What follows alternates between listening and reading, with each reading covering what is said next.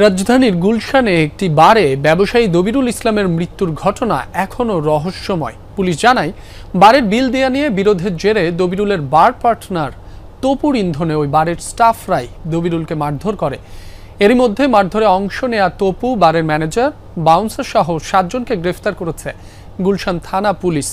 বিস্তারিত রাব্বি সিদ্দিকীর রিপোর্টে। বারের মধ্যে এক ব্যবসায়ীকে মারধর করে মেরে ফেলার অভিযোগ খোদ বারের স্টাফদের বিরুদ্ধে। সিসি ফুটেজে ধরা পড়ে সেই দৃশ্য।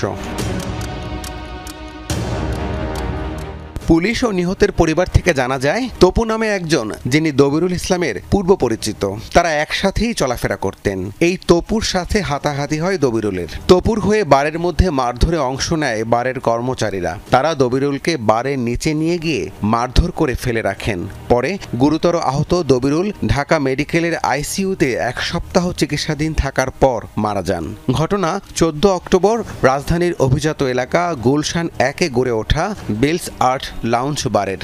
ওই জায়গায় যাওয়ার পর আব্বুর অবস্থা খুবই খারাপ, মানে সেন্স নেই, কোনো কথা নেই, নেই, আমরা বুঝতে পারিনি ওনার এই অবস্থা।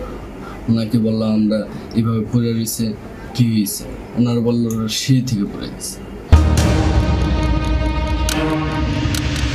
ঘটনার পরপরই বারে ঝুলতে থাকে তালা। গুলশান থানা পুলিশ গ্রেফতার করে অভিযুক্ত তপু, বারের ম্যানেজার সহ 7 জনকে। জানা যায়, মাদকদ্রব্য নিয়ন্ত্রণ অধিদপ্তরের অনুমোদন ছাড়াই চলছিল বারটি। হাইকোর্ট থেকে তারা নিয়ে চলতো। এখন কোর্টের বিষয়গুলো হচ্ছে একটু সেনসিটিভ। এখানে তারা এটাকে করতে গেলে হয়তো বা যে কোর্টের আদেশ অবমাননা হচ্ছে, এইসব ধরনের থেকে আমাদের লোকজন এদিকে এদের বিষয় একটু কমে করেছে। পুলিশ জানায়, দবিরুলকে মারধরের তদন্ত চলছে। প্রাথমিকভাবে জানা যায়, আর্থিক লেনদেন নিয়ে তপুর সাথে বিরোধ চলছিল দবিরুলের। তার সাথে একজন লোকের কিছু পূর্বশত্রুতা ছিল এবং সেই পূর্বশত্রুতার জের ধরে হয়তো বারে কোনো একটা পরিস্থিতি সৃষ্টি করে তাকে আঘাত করা হয়েছে, তার উপর আক্রমণ করা হয়েছে। এটুকুই আমাদের কাছে আছে। তারপরেও গ্রেফতারকৃত যারা 7 জন রয়েছে তাদেরকে আমরা নিবিড়ভাবে জিজ্ঞাসাবাদ করছি।